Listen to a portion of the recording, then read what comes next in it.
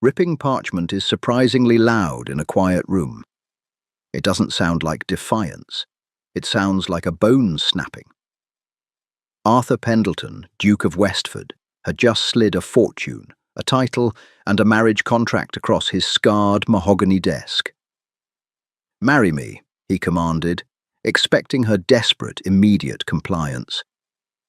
Instead, Beatrice Hale picked up the heavy vellum, her ink-stained, freezing fingers trembling just once, and tore it straight down the middle. Rainwater dripped from the frayed hem of Beatrice's wool coat, pooling on the Duke's priceless Aubusson carpet. She watched the dark stains spread against the pale blue threads, feeling a dull sense of guilt layered over her bone-deep exhaustion. Her boots, stuffed with newspaper to plug the holes in the soles, squeaked faintly as she shifted her weight. Her toes were completely numb. Arthur Pendleton sat behind a desk, large enough to dine a family of 10. He didn't look up immediately. He was writing, the gold nib of his fountain pen scratching a harsh, rhythmic rhythm against heavy paper. The sound grated on Beatrice's nerves, reminding her of rats in the walls of her boarding house. The library smelled of beeswax, old leather, and faintly of expensive tobacco. It was overwhelmingly warm. The hearth fire roared behind an ornate iron grate, kicking out a dry heat that made the damp wool of Beatrice's coat smell like wet dog. She fought the urge to scratch her neck where the cheap, coarse collar chafed against her skin. "Sit down, Miss Hale," Arthur finally said. He did not gesture to a chair. He did not raise his eyes from his ledger. Beatrice looked at the velvet-upholstered wingback chair opposite him. She didn't sit. She was afraid if she sank into that plush velvet, she would simply fall asleep and never wake up. Her printing press, her father's press, the one she had ruined her hands and her eyesight trying to save, had been seized by the bank 48 hours ago. She had eaten nothing but half a bruised apple since Tuesday. Her stomach gave a low, humiliating rumble. Arthur's pen stopped. He carefully capped it, aligned it perfectly parallel to his inkwell, and finally looked at her. His eyes were the color of slate roofing right before a winter storm. Flat, unforgiving. He lacked the soft, powdered plumpness of the aristocrats Beatrice usually dealt with when printing their vanity pamphlets. Arthur was sharp angles and immaculate tailoring, his dark hair cut severely, his jaw set as if he were bracing for a blow he knew would never land. "You are bankrupt," he stated. It wasn't a question. "I am temporarily lacking liquidity," Beatrice replied. Her voice cracked. It was a pathetic lie, and the dry rasp of her throat betrayed her. She swallowed hard, tasting brass. Arthur leaned back. The leather of his chair creaked, a wealthy, heavy sound. "The bank has padlocked your premises. Your creditors are preparing to petition for debtor's prison by Friday. You owe precisely £462, 8 shillings and 4pence. Beatrice's fingernails dug into her palms. The exactness of the number felt like a physical slap. She stared at the knot of his silk cravat, refusing to meet those flat slate eyes. "If you brought me here to gloat, Your Grace, you are wasting the coal burning in your fireplace. I am well aware of my ledgers. I do not gloat, I solve problems." Arthur opened a silver box on his desk, retrieved a cigar, and clamped it between his teeth. He didn't light it. He just chewed on the end, studying her like a ledger entry that refused to balance. "You possess an unblemished reputation, despite your working-class dabbling. Your father was a baronet before he drank away the estate. You have no living relatives to interfere, no lingering attachments, and, currently, no options." "I am a printer," she said stubbornly, though the ghost of ink on her cuticles was all she had left of her trade. "You are a beggar in a wet coat," Arthur corrected smoothly. He didn't say it with malice. He said it with the casual cruelty of a man stating the weather. He opened a leather folder resting on his desk. From it, he withdrew a thick sheaf of cream-coloured vellum, bound at the top with a heavy red ribbon. He rotated the document and pushed it across the polished mahogany. It stopped inches from her dripping hands. "Read it if you wish, though the legalities are dense," Arthur said. "I require a wife. Immediately. My uncle's will stipulates I must be married by my 30th birthday to inherit the northern estates. That birthday is in 3 weeks. The women of my circle are complicated. They come with meddling mothers, political demands, and expectations of affection. I have no time for affection. I need a woman who understands a transaction." Beatrice stared down at the paper. The black ink swam before her tired eyes. "The terms are simple," Arthur continued, his voice an even, unbothered baritone. "You will be the Duchess of Westford. You will attend the necessary social functions, smile when required, and manage the household staff. In return, your debts will be erased by noon tomorrow. You will receive an allowance of £5,000 a year. You will have a warm bed, hot food, and you will never face the inside of a debtor's prison. You will live comfortably for the rest of your life." Beatrice's heart hammered against her ribs like a trapped bird. £5,000. Her mind, starved and frantic, immediately calculated how many printing presses that could buy. How much paper? How much ink? She could smell roasting meat suddenly, an olfactory hallucination brought on by extreme hunger. All she had to do was say yes. It was a lifeline. It was salvation. But as she looked up at him, she saw the absolute certainty in his posture. He was bored. He had already moved on to the next item on his mental agenda. He wasn't looking at a human being. He was looking at a purchased asset, no different than a prize mare or a new carriage. "Marry me," the Duke commanded. He tapped his finger once against the mahogany. "Sign the bottom, Miss Hale. I have the carriage waiting to take you to my solicitor to finalize the settlements." Beatrice reached out. Her hand hovered over the heavy vellum. The paper was cool to the touch, expensive and thick. She picked it up. Her fingers, scarred from lead type and stained with black ink, looked obscene against the pristine white surface. She felt a sickening lurch in her stomach, a violent physical rejection of the moment. She wanted the money. God, she wanted to be warm. But the thought of belonging to this man, of being bought for the exact price of her failure, made bile rise in her throat. Silence thickened in the library, broken only by the rhythmic ticking of a grandfather clock in the corner. Beatrice held the contract with both hands. The paper was stiff, resilient. Arthur picked up his pen again, holding it out to her, the gold nib catching the firelight. He expected a nod. He expected a weeping display of gratitude. Beatrice didn't take the pen. She looked down at the precise, elegant script dictating the rest of her life. Party of the first part. Party of the second part. Her knuckles turned white. A strange, vibrating energy seized her forearms. It wasn't a heroic burst of feminist defiance. It was panic, raw and ugly. It was the terrified realization of a cornered animal, realizing the open cage door led straight to an abattoir. If she signed this, Beatrice Hale would die, and a quiet, purchased ghost would take her place. Without breaking eye contact with the Duke, she tightened her grip. Her hands shook, just once. Then she pulled her hands in opposite directions. The heavy vellum resisted for a fraction of a second before giving way. Rip!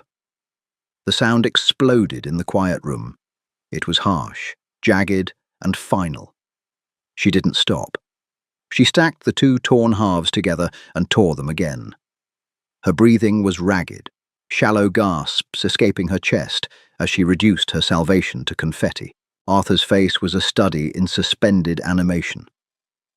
The pen hovered in the air midway between them. The flat, slate-grey calmness of his eyes shattered, replaced by a shock so profound it looked almost comical. His lips parted slightly, but no sound came out. For the first time in his meticulously orchestrated life, Arthur Pendleton was utterly, completely speechless. Beatrice let the torn scraps of paper flutter from her hands. They rained down on the polished mahogany, some landing in the crystal inkwell, others drifting to the expensive carpet. Her adrenaline spiked, making her lightheaded. Black spots danced at the edges of her vision. "Miss Hale," Arthur finally managed, his voice dropping an octave, raspy with disbelief. "What have you done?" "I am bankrupt, Your Grace," Beatrice said. Her voice shook, no longer from cold, but from the violent crash of adrenaline. "But I'm not for sale, not even to settle a ledger." She didn't wait for him to recover. She turned on her heel, her wet boots slipping dangerously on the slick wool of the rug. She stumbled, catching herself awkwardly against a heavy wooden globe stand. It spun wildly, squeaking on its brass axis. She didn't look back. She practically ran for the heavy double doors of the library, hauling them open with a desperate yank. The hallway outside was vast and cold. Footmen in livery stared as she hurried past them, her damp coat flapping. She pushed through the heavy front doors and spilled out into the freezing London evening. The rain hit her instantly, sharp as needles. She slipped on the top marble step, her knee hitting the stone with a sickening crack. Pain flared up her thigh, forcing a sharp cry from her throat. She scrambled up, her hands scraped and muddy, and limped down the driveway toward the wrought iron gates. She was freezing. Her knee throbbed. She was going to lose her room tomorrow, and by Friday she would likely be in a cell. She had just thrown away £5,000 a year, tears of sheer terror mixed with the rain on her face. She stopped under a flickering gas lamp, leaning heavily against a brick wall, and threw up her bruised apple into the gutter. She wiped her mouth with the back of her trembling, ink-stained hand. She wasn't a hero. She was a fool, a starving, freezing fool. But as she took a shuddering breath, the air filling her lungs was hers. It didn't belong to the Duke of Westford. Back in the stifling warmth of the library, Arthur Pendleton sat perfectly still. He slowly lowered his pen, letting it clatter onto the desktop. He stared at the torn pieces of vellum. The edge of one piece, bearing the severed red ribbon, lay inches from his hand. The scent of her lingered in the room. It was a sharp, biting smell of rain, cheap lye soap, and the metallic tang of printer's ink. It entirely overpowered the rich aroma of his unlit cigar. Arthur picked up a jagged piece of the contract. His thumb brushed over the thick paper. He had offered her everything: safety, wealth, status. Women had plotted, lied, and ruined each other for half of what he had just pushed across this desk. And this half-starved, shivering tradeswoman in a rotting coat had looked at his money, looked at him, and destroyed it, a muscle feathered in his jaw. The utter silence of the room, once a comfort, now felt heavy and accusatory. He looked at the wet stain she had left on his Aubusson rug. It was dark and muddy, an ugly blemish on perfection. Arthur slowly reached for the silver bell on his desk. He rang it once. The sharp chime cut through the stillness. A servant appeared instantly at the door. "Your Grace? Tell my solicitor to cancel his evening appointments," Arthur said quietly, never taking his eyes off the torn paper in his hand.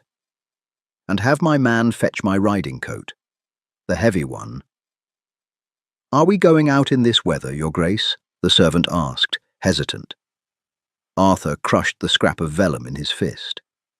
A strange, unfamiliar pressure settled tight in his chest, an irritating mixture of fury, insulted pride, and a dark, sudden fascination.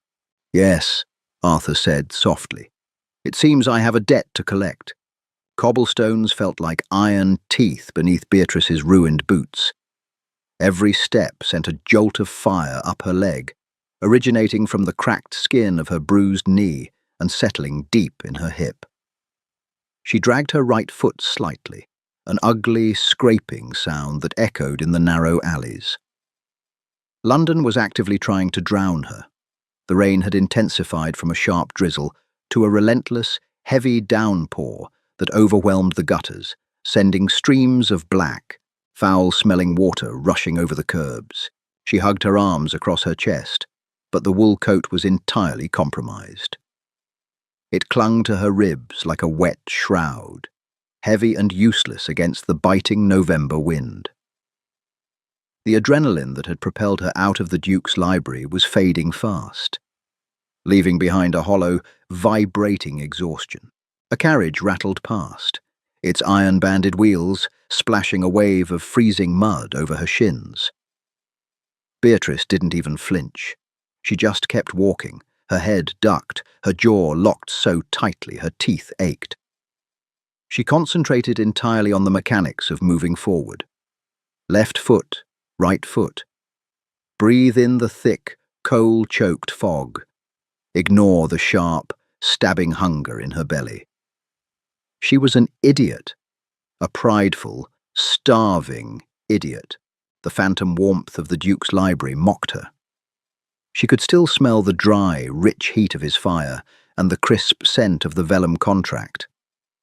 £5,000 a year, a warm bed, immunity from the creditors who were currently hunting her like dogs. All she had to do was surrender her autonomy to a man who looked at her with the same emotional engagement he gave his ledgers. Her stomach clamped down in a painful spasm. She stopped, leaning her forehead against the damp brick of a bakery wall. The faint smell of stale yeast and burned sugar drifted through a cracked vent. It was a cruel tease. "Not for sale," she whispered to the empty, rain-slicked street. Her voice was raspy, barely audible over the rush of water. She squeezed her eyes shut. It sounded pathetic now, a hollow victory of pride that would probably cost her life. But when she pictured Arthur Pendleton's flat, slate-grey eyes waiting for her to bend the knee, a stubborn, burning knot of defiance tightened in her chest. She would rather freeze on her own terms than be kept in a gilded cage by a man who didn't even see her as human. Miles behind her, Arthur Pendleton was discovering that he hated the rain.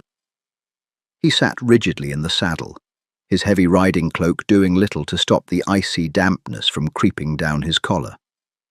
His massive black gelding tossed its head, annoyed by the weather and the sudden harsh pace its master was demanding. Arthur's gloved hands kept a punishingly tight grip on the reins. He didn't ride out in storms. He paid people to handle unpleasantness. Yet here he was, urging his horse through the worsening slums of the East End, navigating around overflowing cesspools and dodging drunken labourers stumbling out of gin lanes. The scent of the streets was foul, a noxious blend of rotting cabbage, human waste, and wet ash.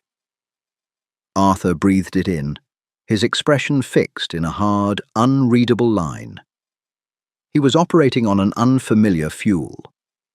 Usually his actions were dictated by logic, profit, and the preservation of his family's immense holdings. Tonight he was driven by a dark, stinging irritation. "I am bankrupt, but I am not for sale," her words played on a loop in his mind, scraping against his pride. Women of his class threw themselves at him. They maneuvered, manipulated, and compromised every moral standard they claimed to hold, all for a fraction of his attention. He had offered Beatrice Hale absolute security. He had offered her a dukedom, and she had looked at his wealth like it was a contagious disease, torn his contract into shreds, and walked out into a freezing storm without a second thought. It was an equation that didn't balance. And Arthur Pendleton despised unbalanced ledgers. He turned his horse onto Miller's Court, the address his man of business had provided when investigating Beatrice's failing print shop. The street was incredibly narrow, lined with leaning, dilapidated boarding houses that looked as if they were propping each other up. The gas lamps here were either broken or unlit, leaving the alley in a suffocating gloom. He pulled back on the reins. The gelding stomped, its hooves splashing loudly in a deep puddle. Arthur scanned the doorways. There she was. Beatrice was slumped against the peeling wooden frame of number 14. She was trying to force a brass key into a rusted lock, but her hands were shaking too violently to manage it.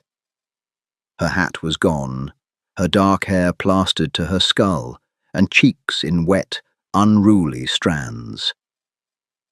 Even from a distance, Arthur could see the violent tremors racking her thin frame. He dismounted, the heavy thud of his boots masked by the thunder. He tied the gelding to a rotting hitching post. He didn't call out to her. He just walked, his long strides eating up the distance between them. Beatrice dropped the key. It hit the wooden stoop with a dull clink.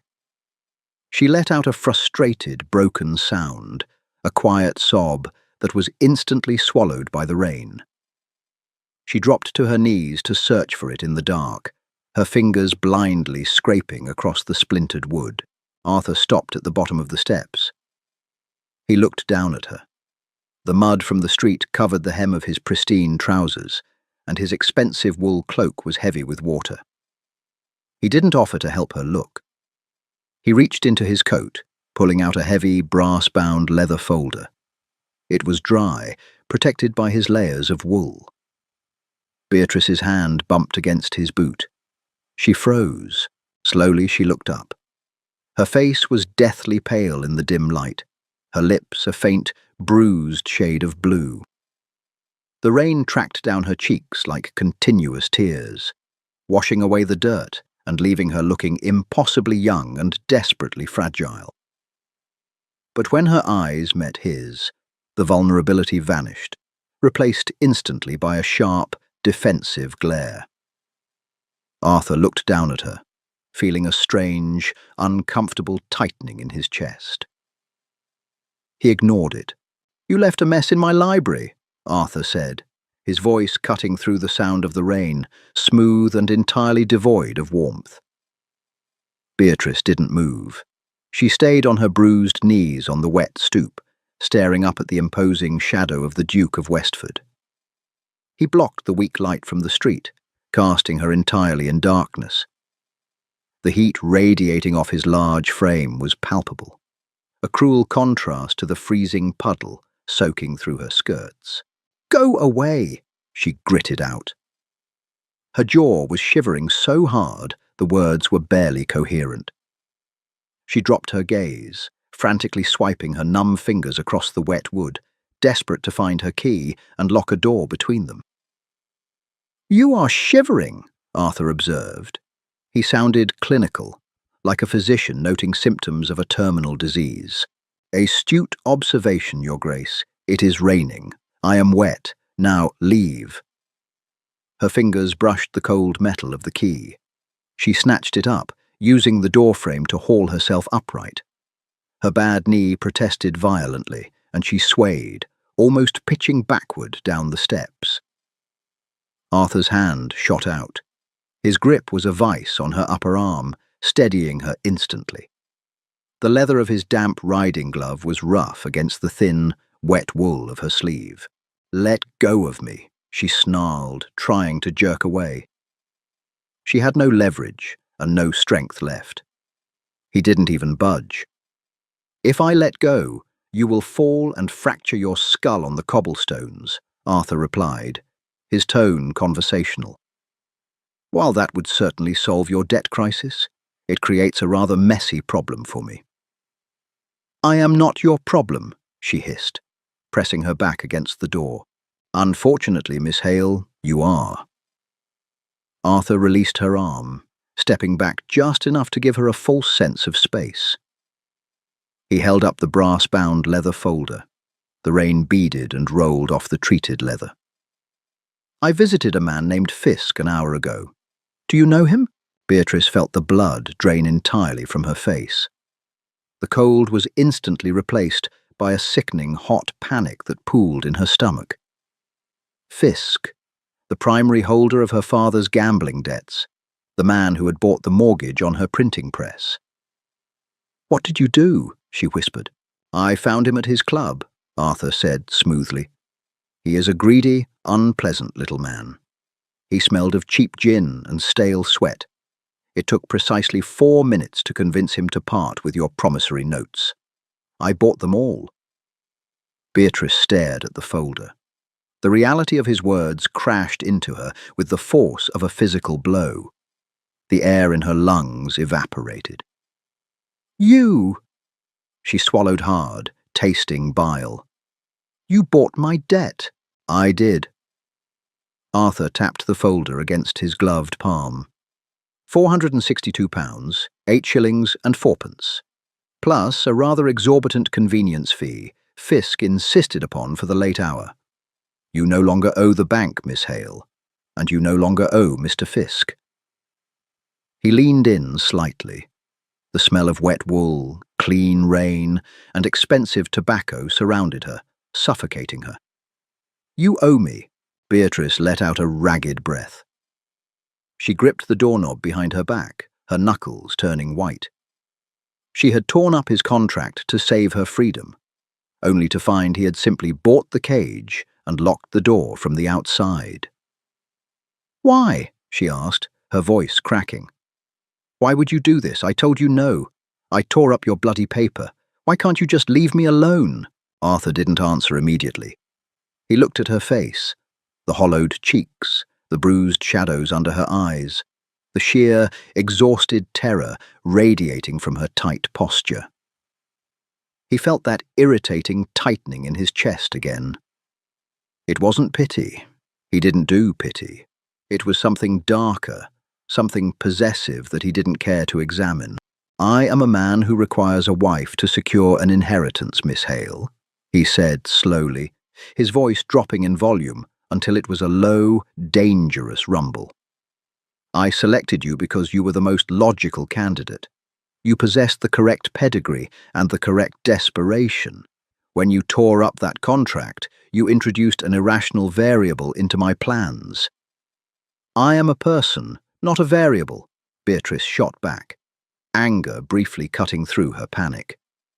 I have the right to refuse you, and I have the right to purchase outstanding debts, Arthur countered smoothly. 'Tis entirely legal. You are bankrupt. You have no home. Your press is locked. By Friday, without my intervention, Fisk would have had you thrown into the Fleet prison.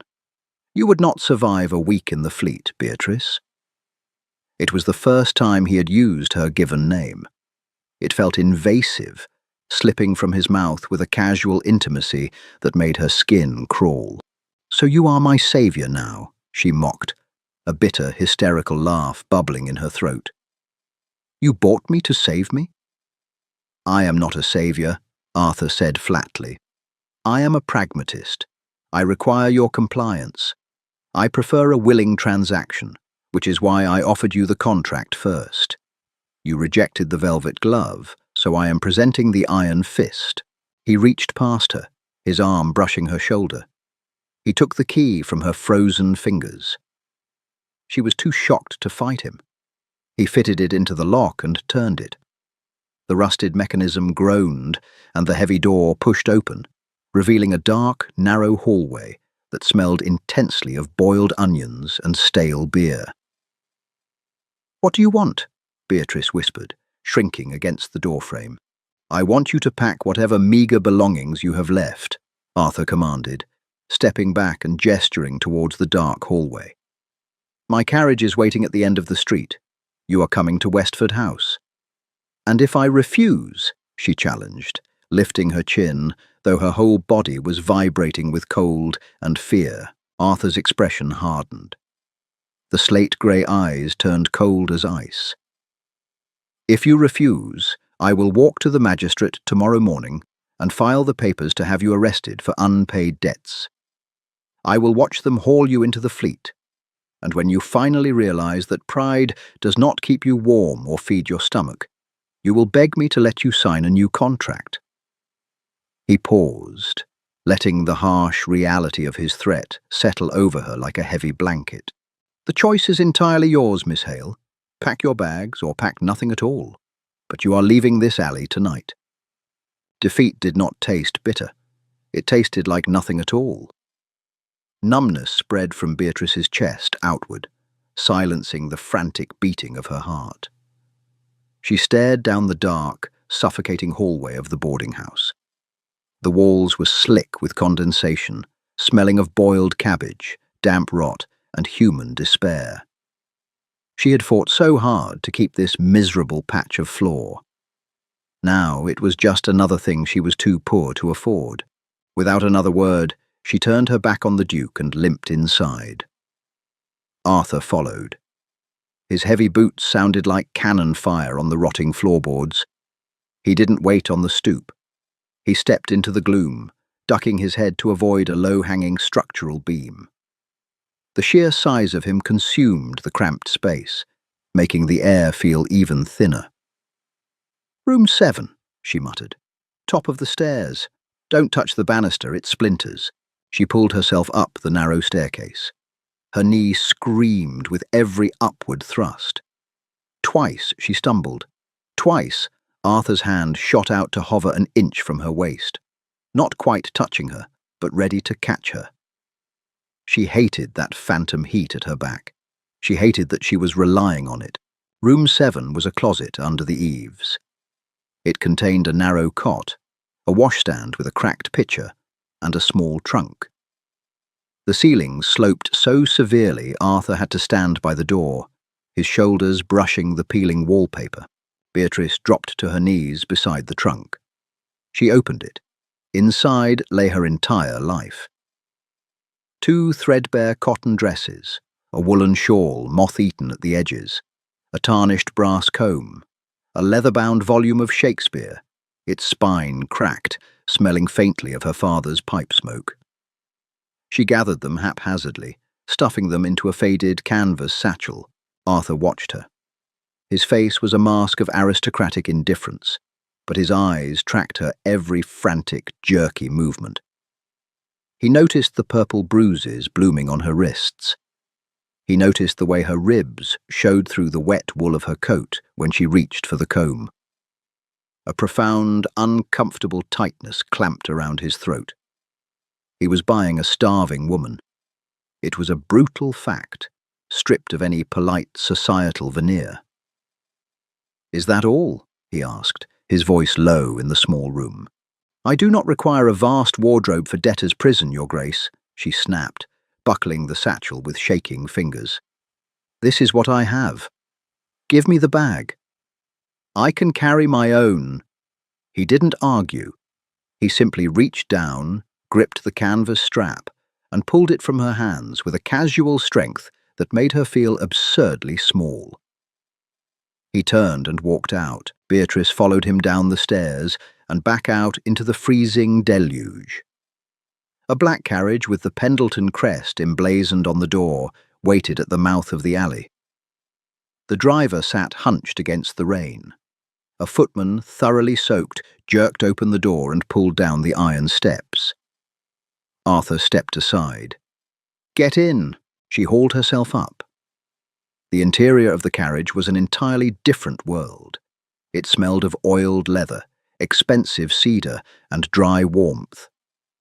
A brass warming pan lay on the floorboard, radiating a luxurious heat that made her shivering intensify violently as her cold blood began to circulate.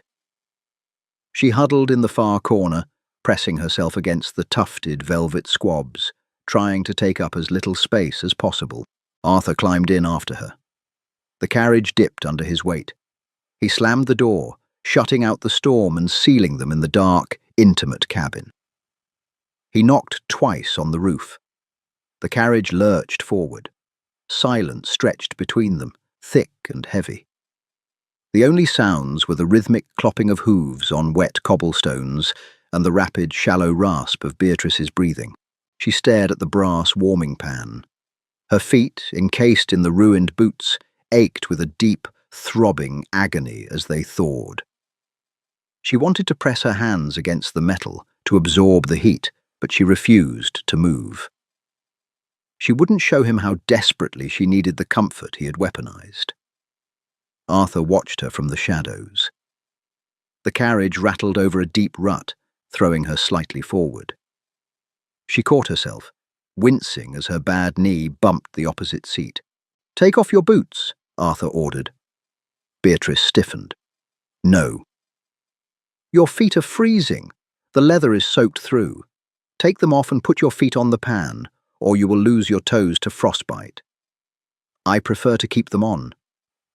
Arthur let out a slow, deeply irritated exhale. "Miss Hale, I have purchased your debts. I am transporting you to my home. Do you honestly believe I harbor any untoward intentions toward your wet feet? Remove the boots." She glared at him. The darkness hid the flush of humiliation creeping up her neck. She reached down. Her fingers were stiff, fumbling clumsily with the wet, knotted laces. She pulled, but the leather cord was swollen with water and wouldn't budge. A frustrated sound escaped her throat.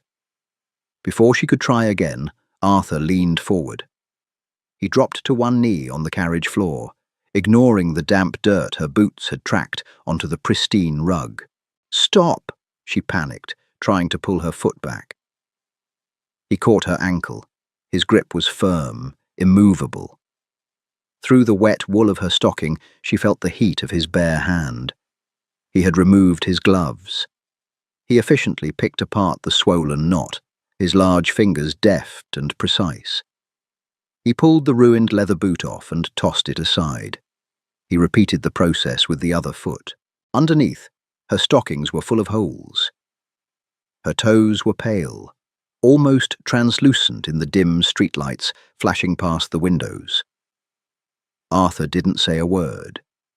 He simply lifted her feet and placed them directly onto the flannel-wrapped warming pan. Then he unclasped his heavy, dry riding cloak and threw it over her lap, tucking the edges around her shivering legs. He sat back on his side of the carriage. Beatrice sat perfectly still. The heat from the pan seeped into her bones. The heavy wool of his cloak smelled intensely of him. Cedar, rain, and a faint, masculine musk. It was the warmest she had been in weeks. She closed her eyes, fighting a sudden treacherous wave of tears.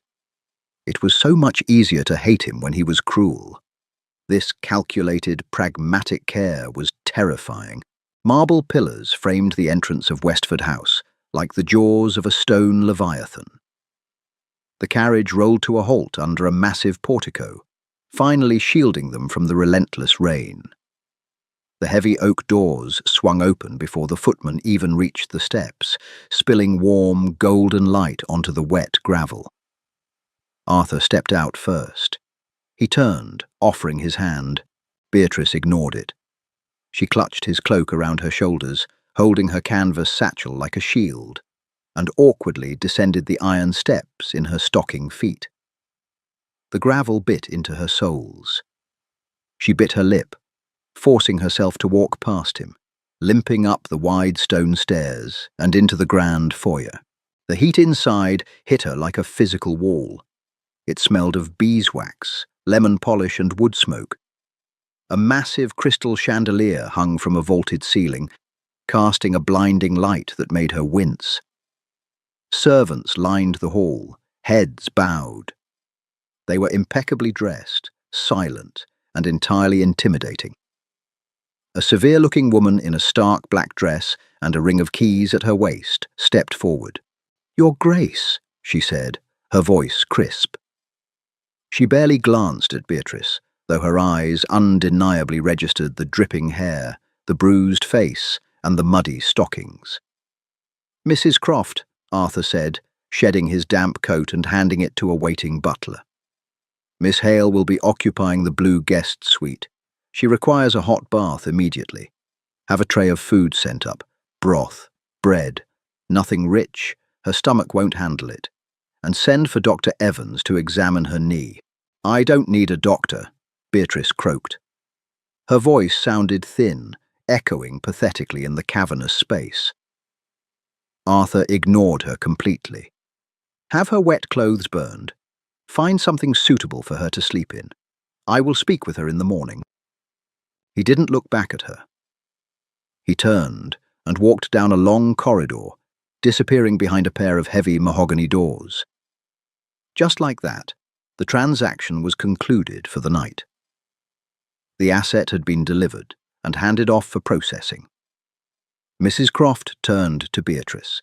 Her expression softened, just a fraction. Come with me, miss. The climb up the sweeping grand staircase was agonizing. By the time they reached the second floor, Beatrice was leaning heavily on the banister, her breath coming in ragged gasps.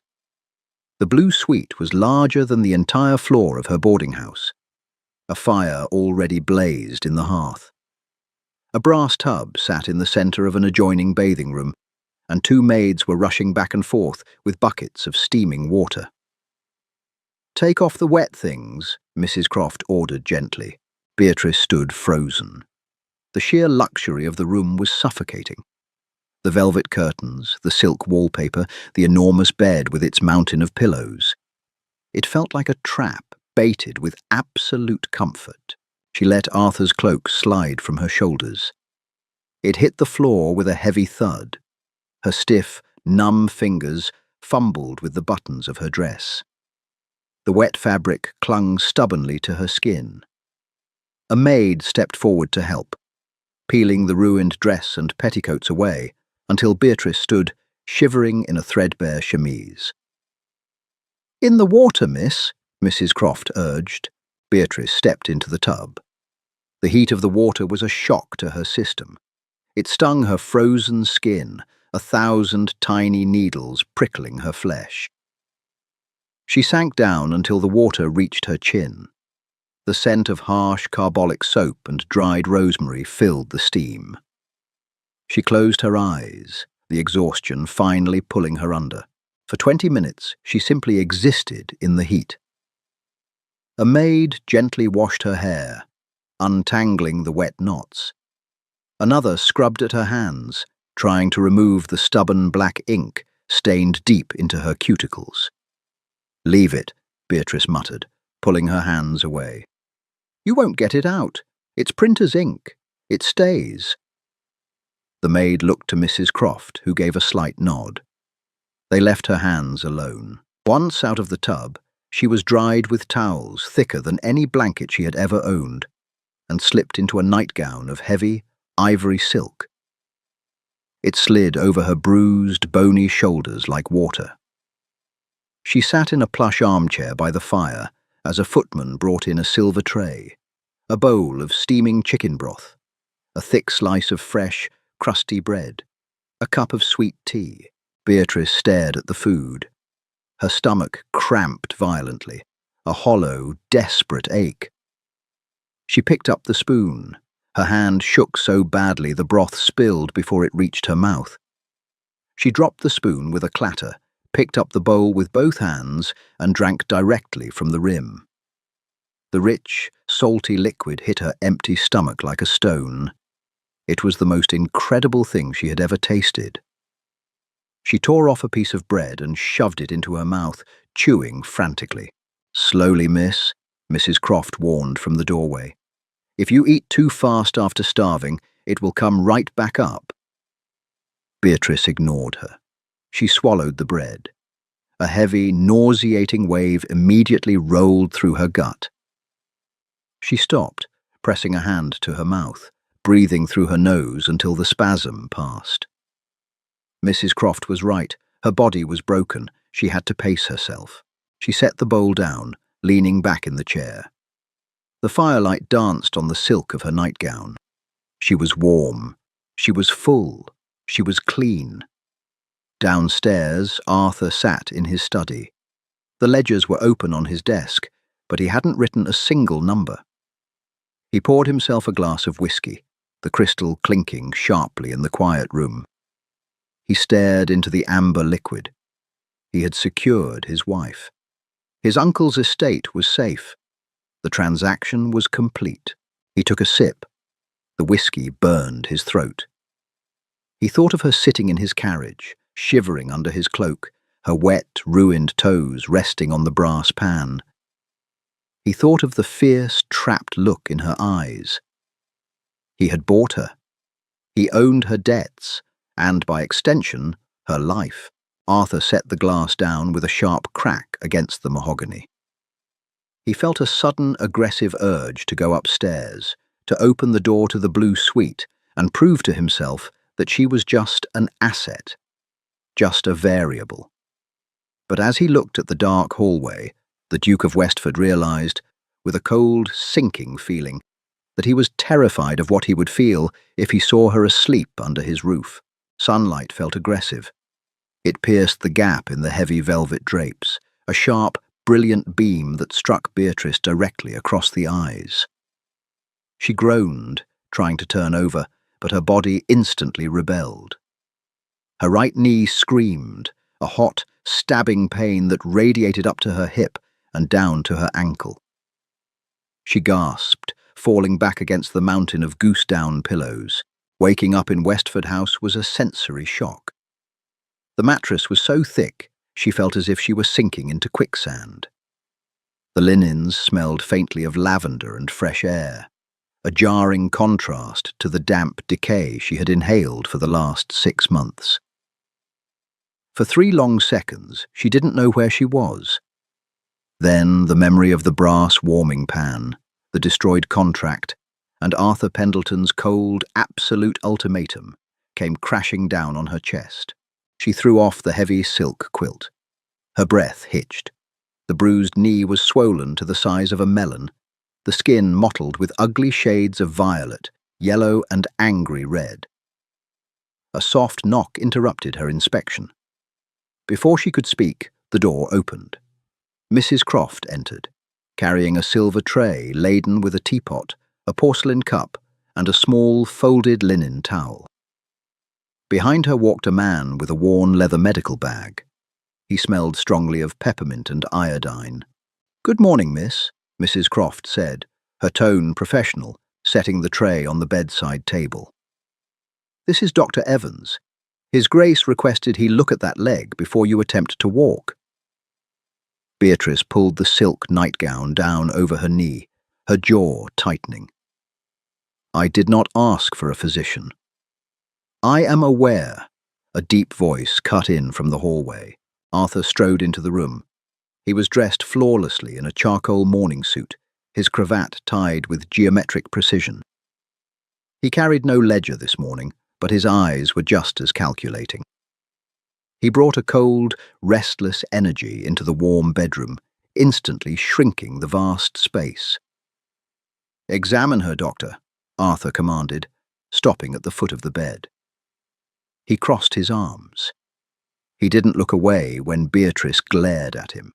Dr. Evans approached with a gentle, apologetic smile. He peeled back the silk hem. He probed the swollen joint with cool, practiced fingers. Beatrice flinched, biting the inside of her cheek until she tasted the sharp tang of copper. She refused to make a sound.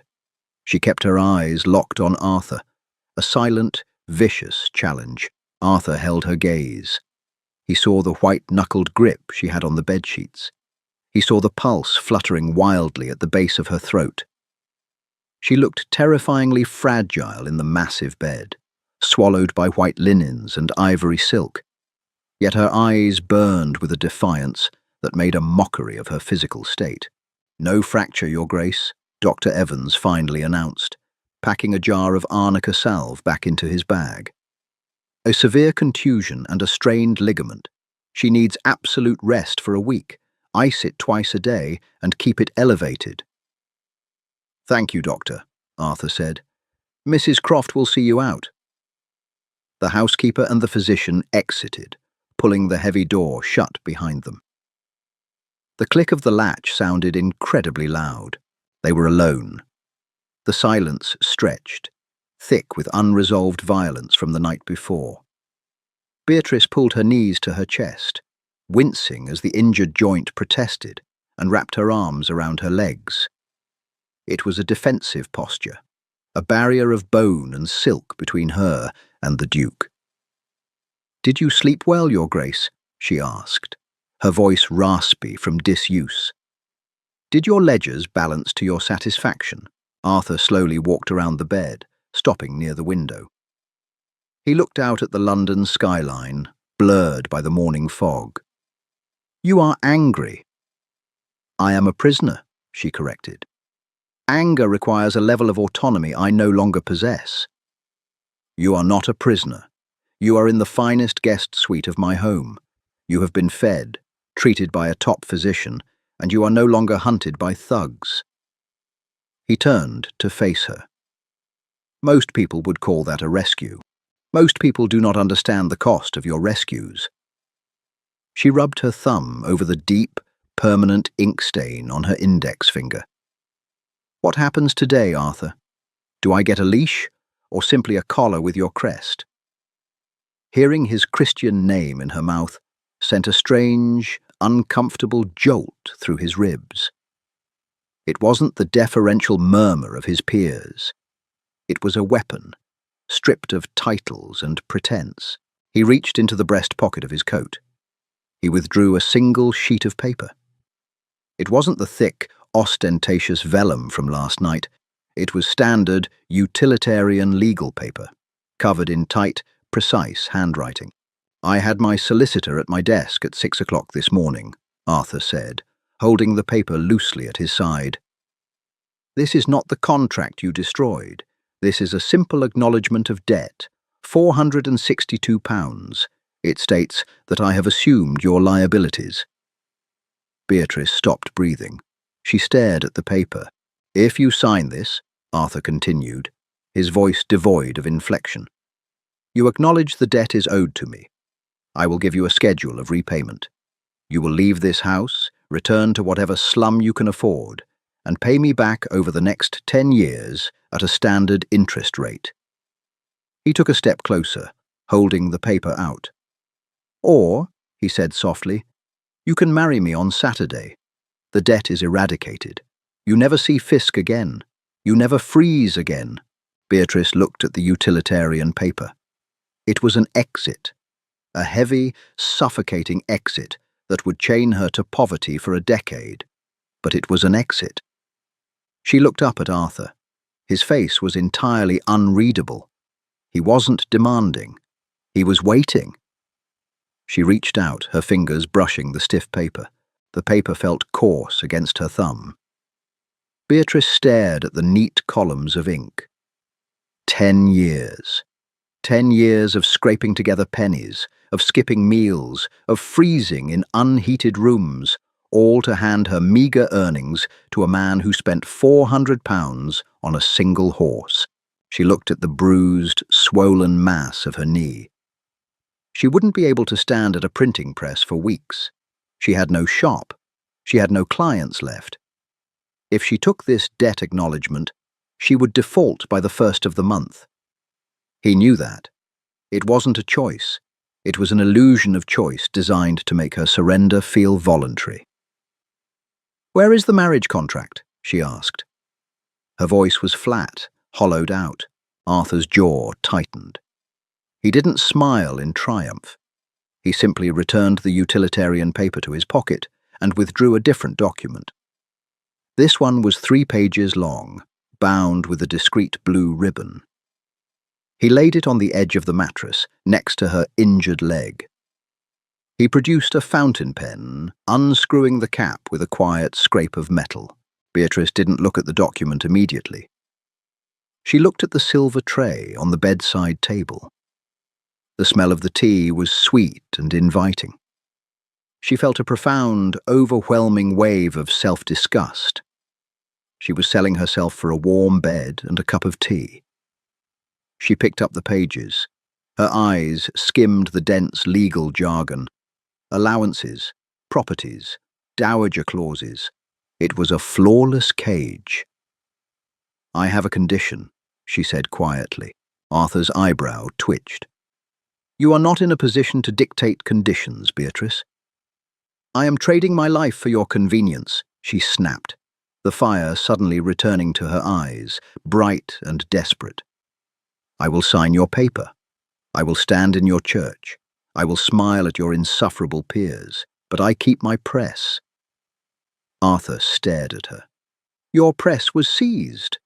You bought my debts. You hold the mortgage on my equipment. Release the padlock. Move the press from the bank's warehouse to a property in my name. She leaned forward, ignoring the throbbing pain in her leg. It belonged to my father. It is mine. You will be the Duchess of Westford, Arthur said, his voice dropping to a low, dangerous register. My wife does not operate a printing press like a common tradesman. Your wife, she spat the word, is a bankrupt printer you bought out of a gutter. Do not pretend you are marrying a delicate flower. I want the press, Arthur. I want a building to house it. If you want a docile, empty-headed aristocrat, go find one. If you want me to sign this contract, you give me my press. The silence in the room was absolute. The grandfather clock in the hallway chimed the quarter hour, a distant, mocking sound. Arthur looked at her hands. The ink stains on her cuticles were dark and stubborn. He realized then that she wasn't asking for a hobby. She was asking for an anchor, a piece of her identity to hold on to while he consumed the rest of her life. He felt that strange, irritating pressure in his chest again. It felt dangerously close to respect. He didn't speak. He reached out and took the contract from her hands. Beatrice's stomach plummeted. She had pushed too hard. He was going to withdraw the offer. He was going to throw her back into the street. Arthur laid the contract flat on the bedside table, right next to the teapot. He leaned over it, uncapped his fountain pen, and began to write directly onto the pristine margins of the final page. The gold nib scratched violently against the paper. He didn't use formal legal language. He wrote in sharp, aggressive strokes.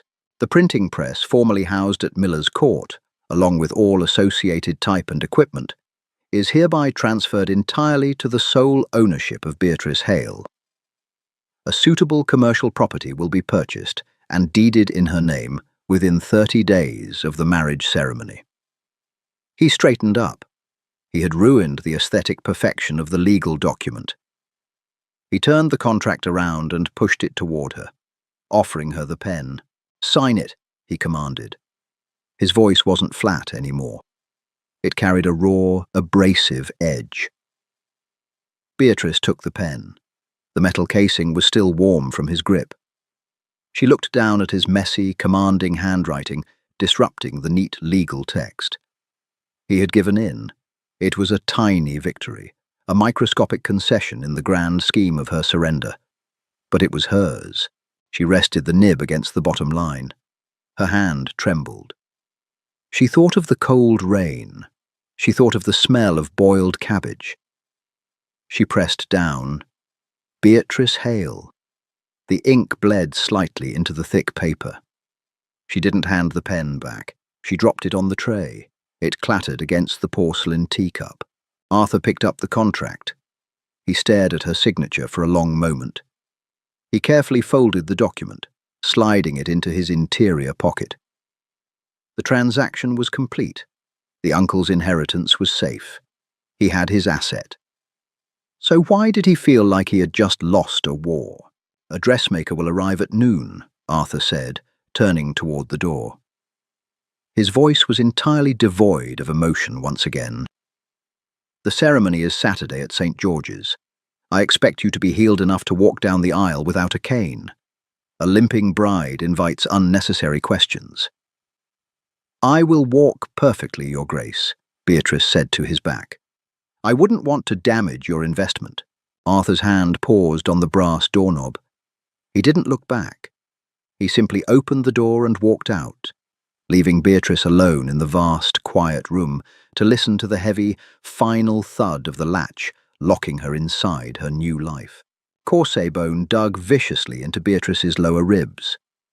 Two maids pulled the silk lacings with a rhythmic, impersonal brutality, trapping the air in the upper half of her lungs. She gripped the edge of the mahogany vanity, watching her knuckles turn white in the mirror. Her reflection looked like a stranger. The bruised, hollow-eyed printer from Miller's Court had been erased, buried under 40 yards of ivory Duchess satin and an obscene amount of Belgian lace. Her hair, washed with lavender soap until it squeaked, was pinned up in a heavy, painful architecture. She smelled of orange blossoms and expensive French powder, a cloying, suffocating scent meant to mask the smell of poverty she felt was permanently etched into her pores. "Breathe in, Your Grace," the head modiste ordered, around a mouthful of brass pins. "I cannot," Beatrice gasped. "Perfection requires a slight restriction of the lungs," the woman hummed, tying off the laces with a sharp jerk. Beatrice closed her eyes. Her right knee, bound tightly in linen and rigid splints beneath the crinoline, throbbed in time with her racing heart. It was Saturday. 4 days of hot baths, rich beef broths, and total isolation in the blue suite had healed the worst of the bruising, but the joint still felt like ground glass when she put weight on it. She refused the mahogany cane Arthur had sent up that morning. She would not limp. She would not give the aristocrats packing street. George's a single reason to pity her. She was a transaction, yes, but she would be a flawless one.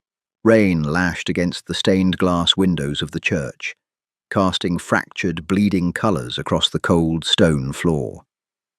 St. George's smelled of ancient dust, damp wool from the attendees' coats, and the heavy, waxy smoke of 100 beeswax candles. A low, buzzing murmur filled the vaulted ceiling, the sound of London's elite whispering behind gloved hands. They had come to see the Duke's sudden, scandalously fast wedding to a nobody. Beatrice stood in the narthex. No father to walk her down the aisle, no bridesmaids, just Mrs. Croft standing 2 paces behind, holding the heavy satin train. The organ groaned, a deep, vibrating chord that rattled Beatrice's teeth. The heavy oak doors swung open. The sea of faces turned. Hundreds of eyes, sharp and hungry, locked onto her. She looked straight ahead. Arthur stood at the altar. He wore stark black evening dress, the cut so precise it looked forged from iron rather than tailored from cloth.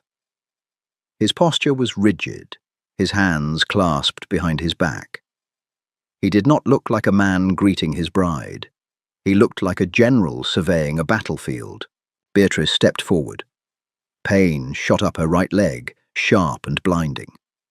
She swallowed a gasp, forcing her heel down, locking her jaw. Step, step, keep the rhythm. The satin rustled loudly, hiding the slight drag of her foot. She kept her eyes fixed entirely on Arthur's slate-grey gaze. As she drew closer, she saw the tension corded in his neck. He was watching her walk, his eyes dropping to her hemline, tracking the slight, unnatural stiffness in her gait. He knew the agony it was costing her. A muscle leaped in his jaw, but he didn't step forward to assist her. He let her fight the distance alone, honouring the stubborn, self-destructive pride she had demanded he respect. She reached the altar, stopping inches from him. Her chest heaved against the restrictive corset. She tasted copper. "You made it," Arthur murmured, his voice so low it was swallowed by the vicar's opening prayer. "I said I wouldn't limp," she whispered back, staring straight ahead at the gold cross. "I would have caught you. I would have dragged you down with me." The vicar cleared his throat, glaring over his spectacles. The ceremony was a blur of ancient Latin, incense, and droning obligations. Beatrice felt completely disconnected from her own body. She was watching the proceedings from a distance, a ghost haunting her own wedding. Then the vicar prompted the ring. Arthur turned to her. He reached out, taking her left hand. His fingers were incredibly warm against her icy skin. He didn't rush. He looked down at her hand, his thumb brushing over the dark, permanent ink stain on her index finger. It was a jarring contrast, his immaculate, manicured grip holding her rough, working-class hand. He didn't try to hide the stain from the vicar or the front row of peers. He slid a heavy band of raw, brushed gold onto her finger. It was cold and weighty, a shackle, a promise. "With this ring I thee wed," Arthur said. His voice didn't waver. It was a concrete fact, dropping into the silent church like a stone. "With this ring," Beatrice repeated, her voice cracking slightly on the final syllable. It was done. They walked back down the aisle together. Arthur's hand rested on the small of her back, the heat of his palm burning through the thick satin of her gown. He was steering her, a subtle, possessive pressure that made her stomach tighten. The sea of faces blurred. The whispers grew louder. She didn't care. She just wanted to sit down before her knee gave out entirely. The carriage ride back to Westford House was suffocatingly quiet. The rain beat a frantic rhythm against the roof. Beatrice slumped against the velvet squabs, instantly reaching down to unlace the top eyelets of her boots beneath her skirts. She hissed through her teeth as the pressure released. Arthur sat opposite her, watching. He reached up and loosened his silk cravat, destroying the geometric perfection. The tension that had held him rigid at the altar seemed to bleed out of him, replaced by a heavy, exhausted slump. He looked at her, really looked at her. Her face was pale, her lips bitten raw. The absurdly expensive dress looked like armor she was desperate to shed. "We survived the vultures," Arthur said, his voice flat. "You purchased me," Beatrice replied, leaning her head back against the carriage wall, closing her eyes. "You deal with the vultures. That is the arrangement." "Yes," he agreed softly. "That is the arrangement." He stared at the gold band on her finger. She had demanded her press.